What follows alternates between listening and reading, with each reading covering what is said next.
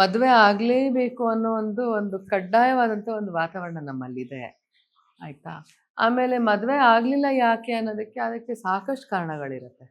ಅದು 1, 2 ಈ ಮದುವೆ ಆಗಲಿಲ್ಲ ಯಾಕೆ? It is not so easy to just say ಮದುವೆ ಅಂದರೆ ಇಷ್ಟ ಇಲ್ಲಪ್ಪ. That's not a thing. Yes that's not thing at all. It's not about ನಂಗೆ ಮದುವೆ ಅಂದರೆ ಇಷ್ಟ ಇಲ್ಲ, ನಂಗೆ ಆಗಲ್ಲಪ್ಪ, ಗಂಡಸ್ರು ಅಂದರೆ ಆಗಲ್ಲ, ಆ ಥರದ್ದಲ್ಲ ಇದು. ಇದೇನಂತ ಹೇಳಿದ್ರೆ ನನ್ನ ಜೀವನದಲ್ಲಿ ನನ್ನ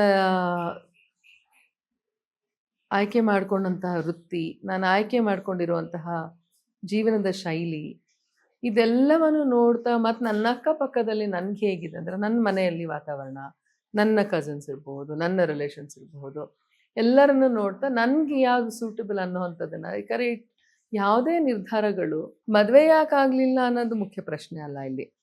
ಆಮೇಲೆ ಮದುವೆ ಆಗದಿರೋದಕ್ಕೆ ಏನು ಕಾರಣ, ಅದಕ್ಕೆ it is not about all that.